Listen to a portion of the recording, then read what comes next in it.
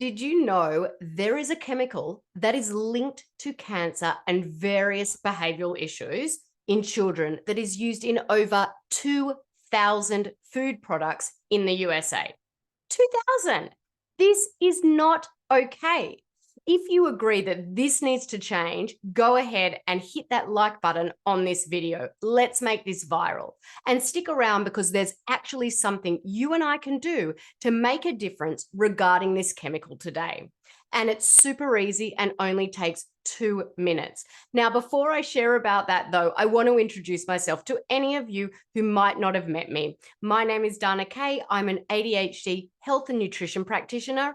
I specialize in helping families all across the USA learn how to naturally reduce ADHD symptoms. If you haven't yet subscribed to my channel, I want to invite you to go ahead and do that right now.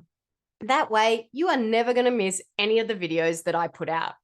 Now, I'm also a mum of a child with ADHD, so I know how hard it can be. I know how exhausting it can be to deal with those never-ending symptoms of ADHD. And that's why I wanted to hop on here today, because one of the best things you can do to make your life easier is to help your child with ADHD is to remove this particular chemical from your child's diet. So, what is it? It's red number 3. And remember, there is a specific action you can take today that can make a really big difference and help get red 3 out of our food supply for good. And I'll be sharing about that in just a second. But before I do, here are 4 reasons to avoid artificial colors in food. Number 1, they increase hyperactivity.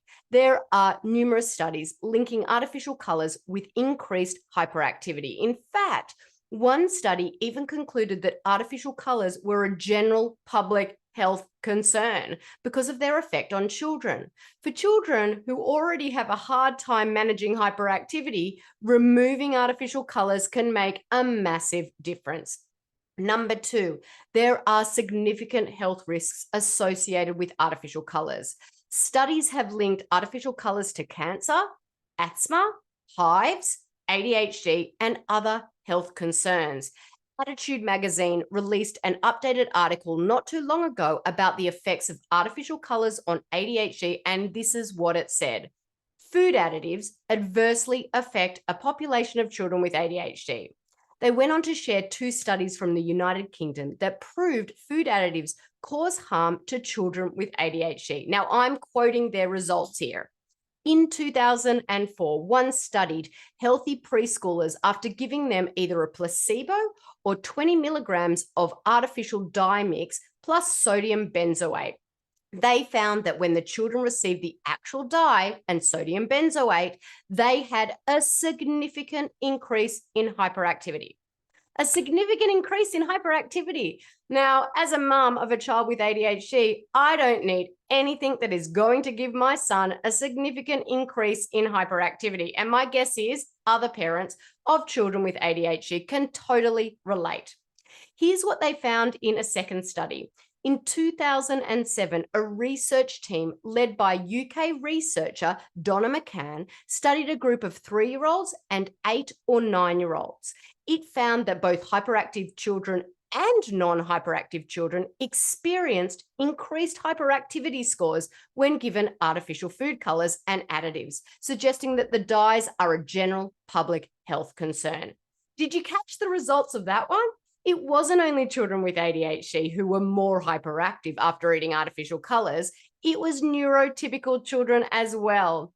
Now, what that tells me is that everyone is negatively affected by artificial colors. They are bad for all of us, a general public health concern. Why are we continuing to allow these chemicals into our food?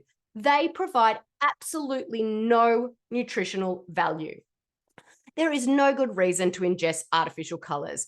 They give us absolutely no nutritional value, but instead could be potentially linked to many, many deadly diseases. They are banned in other countries. In 2010, the European Union began requiring a warning label for foods that contain artificial colors. Now, the warning label reads, may have adverse effects on activity and attention in children.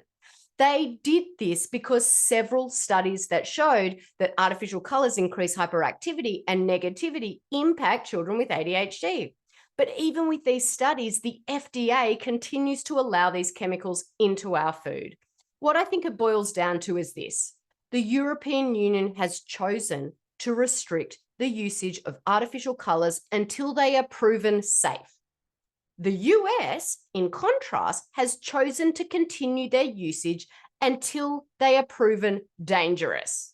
There's a reason artificial colors are banned in other countries or require a warning label when used, because they are dangerous. Let's stop gambling on the health of our families, hoping artificial colors are safe.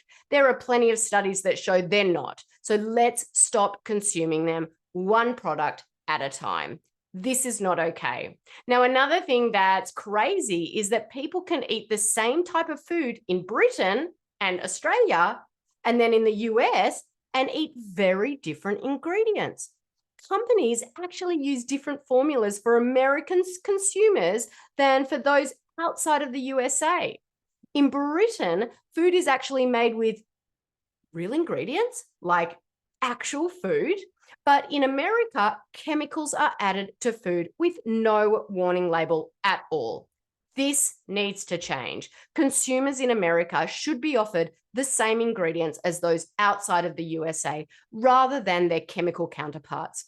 And when chemicals are added to food, consumers need to know about it. We should know what we're eating. It's seriously, absolutely baffling to me that the United States continues to allow ingredients into their food supply that are not even food. It's no wonder we have so many staggering health issues. We are feeding our body things that aren't meant to be food. Now, thankfully, things are beginning to change, but in my opinion, not fast enough. Several companies have made changes in their product lines to get rid of artificial colors. But unfortunately, there are still so many companies out there that refuse to remove artificial colors from their formulas. You and I can help make this happen. The FDA exists to keep our food safe. It's not doing its job. Now is our chance to help them do better. They are currently reviewing their policies on red number 3 from now until May 18th, and we are asking the public to weigh in. So this is our chance to make a difference and help get red number 3 out of our food supply for good. So what can you do? It's actually really simple, okay? You can share this video far and wide with as many people as possible. But also the EWG, which is the Environmental Working Group, created a petition to share with the FDA. Will you join me by signing this petition? I will pop the link into the comments so it's easy for you to find. And really, this only takes a few seconds, but it can make a world of difference, because when enough of us speak up, the FDA will listen. But here's the kicker: we have to hurry. We only have till May 18th to get our voices heard. We only have until then to convince the FDA that something needs to change. Now, I hope this information has been helpful. As I said, share this far and wide. Things need to change in our food supply. But also, I hope you'll join me by taking a couple of seconds to sign that petition. If you have any questions at all after tuning in, please reach out, and I'm always happy to help. Remember, share this far and wide and sign that petition today.